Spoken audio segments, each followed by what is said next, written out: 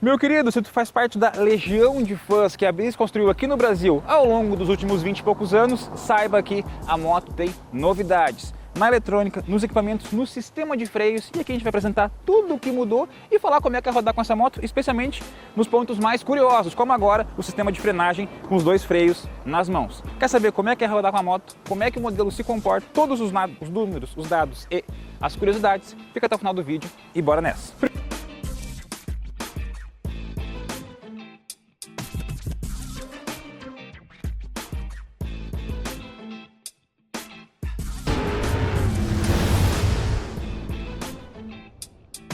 Primeiro vamos listar as principais novidades. A mais visível, é claro, é o design, que apesar de manter a mesma identidade da geração anterior, no modelo 2025 passou a contar com linhas mais fluídas, menos marcadas. Isso dá uma impressão de mais leveza e de mais refinamento para o modelo. Inclusive, ganhou a bela edição, ou melhor, a bela versão em azul fosco, que lembra a PCX antiga. Lembra a PCX? Então, baseado nela, ficou bastante bonito. E além disso, junto com o novo design, nós temos um novo padrão de acabamento, com plásticos de qualidade, texturas na região do painel e entradas e saídas de ar, deixando a moto realmente mais refinada e mais bonita. Nos equipamentos, a gente passou a contar com tomada USB-C, posicionada junto da carenagem. Antes nós tínhamos uma tomada 12 volts embaixo do assento, agora tem ela aqui. E também sempre bem-vindo, porta-treco do outro lado. Para fins de comparação, cabe um celular, uma garrafa d'água, enfim, é um espaço bem grande, bem legal, bastante útil, inspirado nas scooters. Inclusive, todas essas novidades, melhorias que a Bis recebeu foi para deixar o produto mais refinado e mais perto das scooters. Por isso, as linhas de design, por isso, os freios nas mãos e por isso, os novos equipamentos. Além disso, a gente também tem duas novas versões.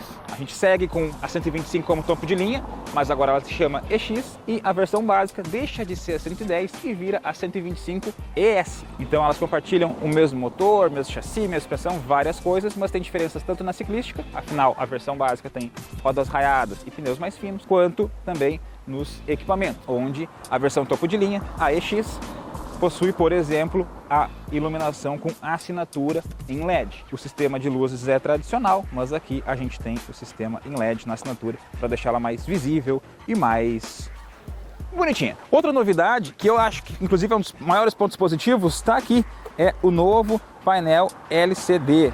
Ele tem o fundo blackout na versão EX e o fundo claro na versão básica. Particularmente, eu não gosto muito desse design retangular, mas o nível de informações é bastante interessante. Nós temos a velocidade, é óbvio, um indicador de marcha engatada, o nível de combustível e também o computador de bordo básico, que informa a hora, o consumo médio, o consumo instantâneo, isso no Trip A e no Trip B.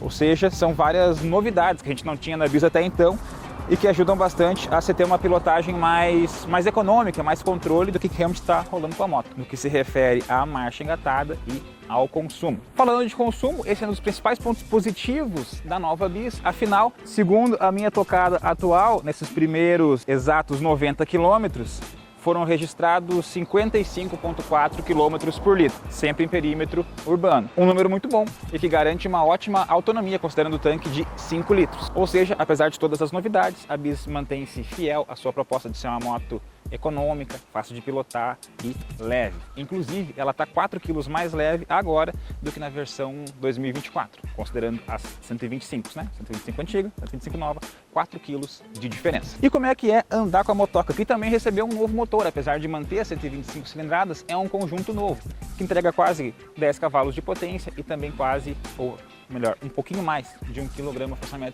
de torque. É um motor que responde muito bem e que tem um funcionamento muito suave. E que, como a gente já viu, contribui bastante para a economia. E os freios, meu querido? Os freios, como é que é frear a moto que agora tem os freios nas mãos? Por que igual às scooter? Primeiro, a justificativa, né? A Honda afirmou que eles têm basicamente dois porquês da Bis ter ganhado os freios na mão. Um é para refinar o produto, para aproximar ela de como é a sensação de pilotagem de uma scooter, e o segundo é por uma razão de segurança, porque em frenagens bruscas, segundo as pesquisas que a empresa fez, é comum que as pessoas tenham o instinto de usar as mãos para frear. E o tempo de resposta do freio traseiro na mão é muito mais curto do que com o freio traseiro no pé. Ou seja, numa situação de emergência, a pessoa se assusta e usa os dois freios nas mãos em menos tempo que ela faria usando o pé. Ou seja, os freios nas mãos chegam para trazer mais segurança e também para deixar o produto um pouquinho mais refinado. Atrapalha ou não atrapalha? Olha, eu sei que muitas pessoas vão ter dificuldade, eu não quero bancar o bonzão, porque eu sou, né, o alecrim dourado que conseguiu mandar bem. Mas eu realmente não senti dificuldade, exceto, é óbvio, nos primeiros metros. Mas você andou 5 ou 10 minutos com a moto, você habituou que os freios estão nas mãos. Demora um pouco mais para se habituar que o freio não está no pé na hora de parar, por exemplo, né? Vai estacionar a moto e não tem freio no pé, ele está na mão.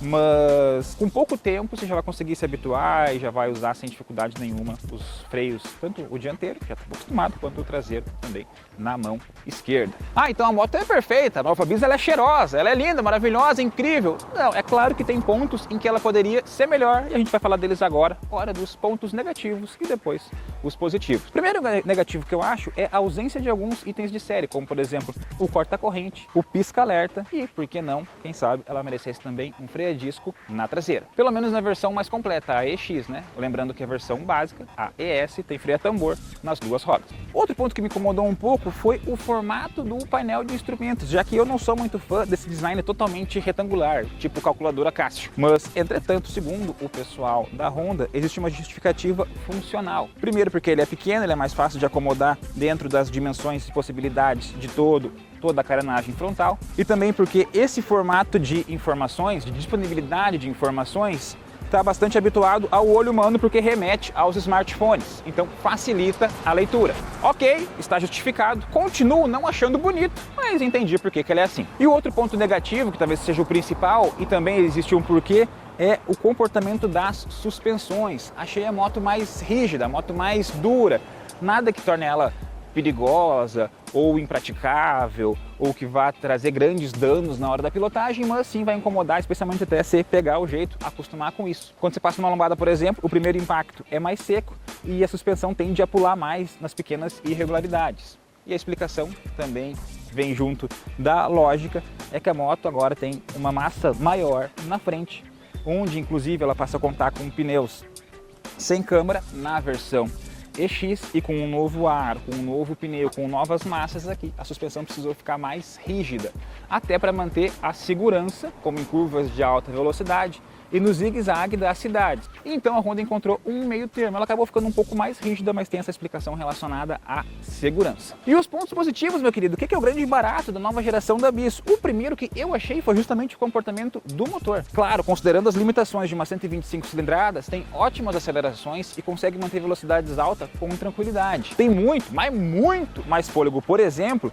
do que a também Honda Elite 125. Isso tanto em acelerações, como por exemplo na hora de sair de um semáforo, como quando você vai precisar manter a velocidade mais alta na rodovia, na casa dos 90 ou 100 km por hora. Outro ponto bastante positivo que eu achei é justamente o novo design, com esse acabamento um pouco mais refinado, um pouco mais primoroso, que valoriza a moto. Também as funções do painel, eu não gostei muito do design dele, mas o computador de bordo é sem dúvida uma imensa evolução em relação à passada. E, é claro, não tem como não elogiar o consumo da nova motoca. Antes que eu esqueça, velocidade final. Segundo os dados oficiais de homologação do modelo, são 96 km por hora, mais ou menos. Entretanto, contudo, porém, todavia, na hora de pegar a motoca você consegue acelerar mais que isso, especialmente considerando os números do painel.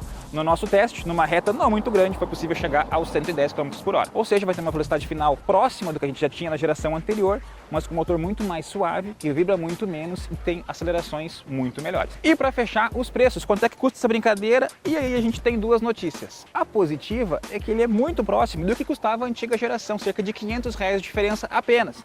Mesmo ela ganhando pneu sem câmara, novo painel, novo design, tomada, novo motor, apesar de todos os upgrades, uma diferença de aproximadamente R$500 apenas. Ou seja, a nova versão topo de linha custa R$ 14.790, a versão de entrada R$ 12.000. Essa é a parte positiva. A parte negativa é que vai ser difícil, muito difícil, realmente difícil de achar essa moto por esse preço nas lojas. E aí, meu querido, feito o review, falamos como ela anda, o que ela faz, quanto ela gasta, sensações, algodão, eu quero saber de ti. que você achou das novidades da Bis 125? Essa moto que é provavelmente o segundo maior sucesso da história da Honda no Brasil, logo depois da CG, com já quase 5 milhões de motos vendidas e desenvolvidas especialmente para o nosso mercado. E aí, você curtiu? Você colocaria o seu dinheirinho nessa motoca? Deixa aqui nos comentários. Até o próximo vídeo. Valeu!